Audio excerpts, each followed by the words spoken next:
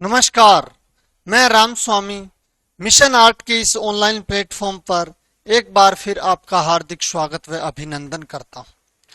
कक्षा 11 के लिए हम सिंधु घाटी की कलाएं यानी लेसन नंबर 2 का पार्ट नंबर 4 आज हम पढ़ने जा रहे हैं। इस वीडियो को ज्यादा से ज्यादा शेयर करो क्योंकि ये वीडियो स्माइल 3.0 और आओ घर से सीखे कार्यक्रम के तहत बनाए जा रहे हैं, जो कक्षा 11 वेद कला के विद्यार्थियों के लिए बहुत ही महत्वपूर्ण सिद्ध होगा। आज हम पढ़ेंगे सिंधु घाटी में जो जो मूर्तियां मिली, सिंधु घाटी सभ्यता में कौन कौन सी मूर्तियां मिली, जो किन किन धातुओं से बनाई गई थी और किन स्थानों पर मिली थी, किस प्रकार से इनकी मुद्राएं थी। यानी सिंधु घाटी की कलाकृतियों में एक सर्वश्रेष्ठ यानी सर्वोत्कृष्ट करती एक नाचती हुई लड़की यानी नर्तकी की कांस्य प्रतिमा है। यानी सिंधु घाटी की कलाकृतियों में एक सर्वोत्कृष्ट यानी सर्वश्रेष्ठ बोलो या सर्वोत्कृष्ट बोलो या सबसे अच्छी करती बोलो तो वो है एक नाचती हुई लड़की की यानी नर्तकी की कांस्य प्रतिमा। कहने का मतलब यह है कि एक नाचती हुई लड़की कहो या फिर आप कहो इसकी नर्तकी, जो किस धातु की बनी हुई है, जो कांस्य धातु की बनी हुई है, जिसकी ऊंचाई लगभग 4 इंच है। ये यही मूर्ति है नर्तकी की मूर्ति। कौन सी? नर्तकी की मूर्ति। इसकी ऊंचाई कितनी है? ऊंचाई है 4 इंच। मोहनजोदड़ो में पाई गई यह मूर्ति तत्कालीन ढलाई कला का एक उत्तम नमूना है। यानी ये मूर्ति कहां से मिली? ये मूर्ति मिली सिंधु घाटी सभ्यता के सबसे बड़े नगर कौन से? मोहनजोदड़ो से। यानी मोहनजोदड़ो में पाई गई है ये मूर्ति। और ये मूर्ति उस समय के यानी तत्कालीन समय में जो मूर्ति कला की ढलाई कला थी, यानी मूर्तियां बनाने की जो ढलाई कला थी, उसका सबसे उत्तम नमूना माना जाता है। नर्तकी की त्वचा का रंग सांवला दिखाया गया है। यानी नर्तकी की त्वचा का रंग कैसा दिखाया गया है? सांवला। वह लगभग निर्वस्त्र है। यानी इस नर्तकी को निर्वस्त्र बनाया गया यानी बिना कपड़े पहने हुए दिखाया गया है। और उसके लंबे केस सिर के पीछे एक जूड़े के रूप में गूंथे हुए हैं। यानी इस नर्तकी के जो लंबे केस हैं वो देखो इसके सिर के पीछे एक जूड़े के रूप में गूंथे हुए हैं। उसकी बाईं भुजा चूड़ियों से ढकी हुई है। यानी इस नर्तकी की ये जो बाईं भुजा है ये पूरी की पूरी चूड़ियों से ढकी हुई है। यानी यहां इन्होंने यहां से लेकर यहां तक क्या पहन रखी है? चूड़ियां। तो इसकी बाईं भुजा है जो चूड़ियों से ढकी हुई है। वह अपनी दाईं भुजा के ऊपरी भाग में बाजूबंद, यानी यह है इनकी दाईं भुजा। दाईं भुजा के ऊपरी भाग में पहन रखा है या बाजूबंद और निचले भाग में पहन रखा है कड़ा। और नीचे के भाग में कड़ा पहने हुए हैं। और नीचे के भाग में इस नर्तकी ने क्या पहन रखे हैं? कड़े पहने रखे हैं। कोड़ियों से बना एक हार उसके गले की शोभा बढ़ा रहा है। यानी ये देखो कोड़ियों से बना हुआ इसका जो गले में हार है जो इसके गले की शोभा बढ़ा रहा है। उसका दाहिना हाथ उसकी कमर पर टिका हुआ है। यानी इसका जो दाहिना हाथ है वो यहां इसकी कमर पे टिका हुआ है। और बायां हाथ परंपरागत भारतीय नृत्य की मुद्रा में उसके घुटने से कुछ ऊपर बाईं जंघा पर टिका हुआ प्रतीत होता है। और इसका जो ये दाहिना हाथ है ये परंपरागत भारतीय नृत्य मुद्रा में कहो या फिर उसके घुटनों से कुछ ऊपर इसकी जो बाईं जंघा है उस पर टिका हुआ है। उसकी आंखें बड़ी बड़ी और नाक चपटी है। यानी इस मूर्ति की जो आंखें हैं वो बड़ी बड़ी बनाई गई है और नाक कैसी बनाई गई है? चपटी बनाई गई है। यह आकृति भावाभिव्यक्ति और शारीरिक ऊर्जा से ओतप्रोत है। यानी ये प्रतिमा भावाभिव्यक्ति की दृष्टि से, यानी ये प्रतिमा अपने जो भाव दर्शाना चाहती है वो भाव अभिव्यक्त करने की दृष्टि से बहुत ही महत्वपूर्ण है। और शारीरिक ऊर्जा से ये प्रतिमा बहुत ही ओतप्रोत नजर आती है और हमें कुछ कह रही है। और ये प्रतिमा है जो हमें बहुत कुछ बता रही है। देखते हैं अगली मूर्ति के बारे में। अगली मूर्ति मिली है वृषभ की प्रतिमा। वृषभ की प्रतिमा है जो मोहनजोदड़ो में पाई गई है और यह कांस्य प्रतिमा विशेष रूप से उल्लेखनीय है। यानी सबसे पहले तो ये याद रखो कि वृषभ की प्रतिमा है जो कहां से मिली, तो यह प्रतिमा मिली मोहनजोदड़ो से। किस धातु से बनाई गई, तो कांस्य धातु से बनाई गई। क्योंकि अब ये प्रतिमा क्यों उल्लेखनीय है, जो विशेष रूप से उल्लेखनीय है, क्यों उल्लेखनीय है, क्योंकि इसमें एक भारी भ्रकम वाला वृषभ को आक्रामक मुद्रा में बखूबी प्रस्तुत किया गया है।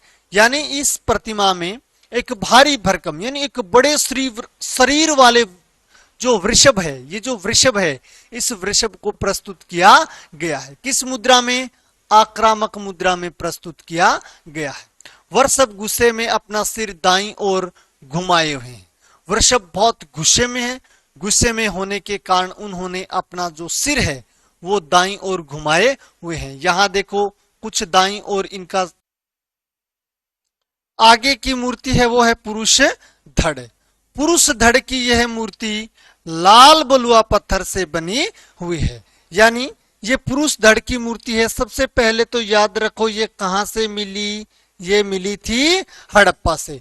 तो हड़प्पा से मिली है ये पुरुष धड़। पुरुष धड़ की यह मूर्ति किस पत्थर से बनी हुई है, याद रखना, पत्थर पूछेगा तो पत्थर है लाल बलुआ पत्थर। इसमें सिर और भुजाएं जोड़ने के लिए, यानी इस मूर्ति में सिर और भुजाओं को जोड़ने के लिए गर्दन और कंधों में गड्ढे बनाए गए। यहां गर्दन है, गर्दन में गड्ढे, और यहां कंधे, कंधों में भी गड्ढे बनाए गए हैं। गर्दन और कंधे में गड्ढे बनाए गए। धड़ के सामने वाले हिस्से को एक विशेष मुद्रा के रूप में सोच समझकर बनाया गया है। यानी धड़ के सामने वाला यानी आगे का भाग है, इसे एक विशेष मुद्रा में बहुत सोच समझकर बनाया गया है। कंधे अच्छे पके हुए हैं, इसके जो कंधे हैं ये बहुत अच्छी तरीके से पकाए गए हैं, और पेट कुछ बाहर निकला हुआ है। इस प्रतिमा में जो पेट है वो कुछ प्रतिमा से बाहर निकला हुआ दिखाया गया है। आगे है चित्रित मृद भांड। यानी मोहनजोदड़ो और हड़प्पा से कौन कौन से चित्रित मृद भांडे मिले, तो मोहनजोदड़ो में पाया गया यह पात्र कुम्हार की चाक पर चिकनी मिट्टी से बना हुआ है। यानी चित्रित मृद भांड है जो हमें मोहनजोदड़ो से मिला, और मोहनजोदड़ो से मिला तो ये कैसे मिला, ये कुम्हार की चाक पर बनाया गया चिकनी मिट्टी से बना हुआ बर्तन है। कुम्हार ने अपनी कुशल अंगुलियों की सहायता से उसे एक आकर्षक रूप दिया है। यानी कुम्हार ने अपनी कुशल यानी बहुत ज्यादा प्रैक्टिस करने के बाद प्रशिक्षित या कुशल अंगुलियों की सहायता से इसको बहुत ही आकर्षक या सुंदर रूप दिया है। आग में पकाने के बाद इस मिट्टी के पात्र को काले रंग से रंगा गया था। यानी इस पात्र को बनाने के बाद इसे आग में पकाया गया, और आग में पकाने के बाद इसे काले रंग से रंग दिया गया। इस पर बने हुए चित्र वनस्पतियों और ज्यामितीय आकृतियों के हैं। इस पर ये जो चित्र बनाए गए हैं, इन चित्रों को आप वानस्पतिक चित्र बोल सकते हो, या फिर ये चित्र ज्यामितीय आकृतियों में बनाए गए। वैसे तो ये चित्र साधारण है, वैसे देखने में तो ये चित्र बहुत साधारण है, लेकिन इनमें अमूर्तीकरण की प्रवृत्ति दिखाई देती है। अमूर्तीकरण यानी इस पात्र के ऊपर मूर्तियां नए बना करके क्या की गई है, चित्रकारी की गई है। इसलिए ये चित्र बहुत साधारण है, लेकिन इसमें अमूर्तीकरण की प्रवृत्ति भी हमें दिखाई पड़ती है। आगे है मातृका। मातृका बोलो या फिर इसे हम बोलते हैं मातृ देवी की मूर्तियां। ये है मातृ देवी की मूर्तियां। मातृका की मूर्तियों को आमतौर पर भद्दी अपरिष्कृत खड़ी मुद्रा में, यानी मातृ देवी की मूर्तियों को कैसी बनाई गई है, आमतौर पर उसे भद्दी बनाई गई है। अपरिष्कृत कोई सुदृढ़ बहुत ज्यादा सुंदर नहीं बनाई गई है, और खड़ी हुई मुद्रा में बनाई गई है। उन्नत उरोजों पर हार, उन्नत उरोजों पर यानी बड़े बड़े उसकी जो छाती है उस छाती पर क्या बनाए गए हैं, हार बनाए गए हैं, यानी हार लटकाए, और कमर के चारों ओर एक अधो वस्त्र लपेटे हुए हैं। और कमर के चारों, इसकी कमर है, इस कमर के चारों ओर इन्होंने क्या एक अधो वस्त्र यानी एक छोटा कपड़ा भी लपेटे रखा है। करधनी पहने हुए दिखाया गया है। और क्या करधनी पहने यानी कमर पर ये करधनी भी पहने हुए दिखाया गया है। सिर पर पंखे जैसा आवरण यानी सिर पर ये पंखे जैसा आवरण का क्या है, ये मुकुट बनाया गया है। यानी सिर पर पंखे जैसा आवरण और दोनों तरफ प्याले नुमा उभार यानी इसके दोनों तरफ यानी आवरण के दोनों तरफ प्याले नुमा आभार सिंधु घाटी की मातृ देवी की प्रतिमाओं की एक अलंकारिक विशेषता है। यानी प्रश्न ऐसे भी आ सकता है कि सिंधु घाटी की सभ्यता की जो मातृ देवी की प्रतिमाएं हैं उनकी अलंकारिक विशेषताएं क्या है। उनके अलंकारिक विशेषताएं ये हैं कि उन्नत उरोजों पर तो हार लटकाए गए हैं, कमर के चारों ओर एक अधो वस्त्र है, इसके अलावा करधनी पहने हुए हैं, सिर पर पंखे जैसे आवरण का है और उस पंखे जैसा आवरण है उसके दोनों तरफ प्याले नुमा जो उभार है वो सिंधु घाटी सभ्यता की मातृ देवी की प्रतिमाएं हैं, उनकी अलंकारिक विशेषता कहलाती है। इन आकृतियों की गोल गोल आंखें, इन आकृतियों की आंखें कैसी है, गोल गोल गोल गोल आंखें और चोंच चोंच जैसी नाक, और इसकी नाक है जो कैसी है, चोंच जैसी और बहुत भद्दी दिखाई गई है। यानी आंखें गोल गोल बनाई गई हैं और चोंच जैसी नाक बनाई गई है जो बहुत ही भद्दी दिखाई गई है। और उनका मुंह है ऐसा लगता है कि जैसे चीर कर बनाया गया है। इन मातृ देवी की प्रतिमाओं का मुख ऐसे बनाया गया है कि मानो मुख को चीर कर बनाया गया है। इसी के साथ ये लेसन होता है कंप्लीट। और ये लेसन कंप्लीट होने के बाद आज हमने जितने पढ़ा उससे संबंधित हम देखते हैं प्रश्नों को। कांसे की नर्तकी की मूर्ति यानी कांसे की नर्तकी की मूर्ति कहां से प्राप्त हुई। कांसे की नर्तकी की मूर्ति है जो मोहनजोदड़ो से प्राप्त हुई। अगला प्रश्न, मोहनजोदड़ो से प्राप्त नर्तकी की मूर्ति की ऊंचाई क्या है। यानी मोहनजोदड़ो से जो कांस्य की नर्तकी मिली, इस नर्तकी की ऊंचाई कितनी है, तो ऊंचाई है 4 इंच। अगला प्रश्न, मोहनजोदड़ो से प्राप्त नर्तकी की मूर्ति के बारे में टिप्पणी कीजिए। यानी मोहनजोदड़ो से जो कांस्य की प्रतिमा मिली है इसकी प्रतिमा की टिप्पणी करनी है। यानी जो नर्तकी, जो कांस्य की नर्तकी मिली है, इस नर्तकी के बारे में कुछ विस्तार से बताना है। एक तो ये ध्यान रखो कि ये प्रतिमा मोहनजोदड़ो से प्राप्त हुई और किस धातु की बनी, कांस्य धातु की बनी हुई है। और नर्तकी का रंग कैसा है, सांवला दिखाया गया है। वह लगभग कैसी है, निर्वस्त्र। यानी इस नर्तकी को निर्वस्त्र बनाया गया है और उसके लंबे लंबे केस सिर के पीछे जुड़े के रूप में गूंथे हुए हैं। इसके लंबे केस हैं जो सिर के पीछे जुड़े के रूप में गूंथे हुए दिखाए गए। उसकी बाईं भुजा है वो चूड़ियों से ढकी हुई है। यानी बाईं भुजा चूड़ियों से ढकी हुई है, जबकि दाईं भुजा के ऊपरी भाग में बाजूबंद, दाईं भुजा के ऊपरी भाग में तो क्या है, बाजूबंद, बाजूबंद। जबकि दाईं भुजा के निचले भाग में क्या पहन रखा है, निचले भाग में पहन रखा है कड़ा, कड़ा पहने हुए।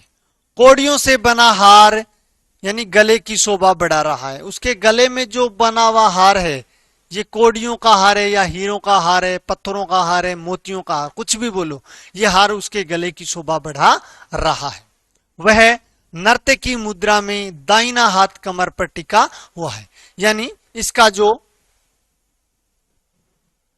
बायां हाथ है, इसका जो बायां हाथ है यानी शोभा बढ़ा रहा है, यहां लिखना है बायां हाथ, यानी बायां हाथ नर्तकी, बायां हाथ है, बायां हाथ नर्तकी मुद्रा में, सॉरी यहां देखो, वह नर्तकी मुद्रा में दाहिना हाथ कमर पर टिका। यानी इसका जो दाहिना हाथ है वो इसकी कमर पर टिका हुआ है और बायां हाथ घुटने से कुछ ऊपर टिका हुआ है और बायां हाथ है जो घुटने से कुछ ऊपर की तरफ टिका हुआ है। अगला प्रश्न, मोहनजोदड़ो से प्राप्त वृषभ प्रतिमा किससे बनी है? यानी मोहनजोदड़ो से जो वृषभ की प्रतिमा मिली वो किस धातु की बनी हुई है? तो वो धातु है कांस्य धातु। अगला प्रश्न, हड़प्पा से प्राप्त पुरुष धड़ किससे बना है? यानी हड़प्पा से जो पुरुष धड़ प्राप्त हुआ उसका माध्यम क्या है या किस पत्थर से बनी हुई है? तो ये बनी हुई है लाल बलुआ पत्थर से। अगले प्रश्न, चित्रित मृद भांड कहां मिले? यानी चित्रित मृद भांड यानी सिंधु घाटी सभ्यता में चित्रित मृद भांड कहां से मिले? तो चित्रित मृद भांड मिले मोहनजोदड़ो से। Thank you for watching this video. इस वीडियो को देखने के लिए बहुत बहुत धन्यवाद। Please like, comment and share this video. इस वीडियो को ज्यादा से ज्यादा लाइक करो, कमेंट करो और ज्यादा से ज्यादा शेयर करो, क्योंकि ये वीडियो बहुत ही महत्वपूर्ण वीडियो कक्षा 11 के विद्यार्थियों के लिए सिद्ध हो रहे हैं। तो मिलते हैं एक नए अध्याय के साथ एक नए वीडियो में। तब तक के लिए वंदे मातरम, जय हिंद, जय जय राजस्थान।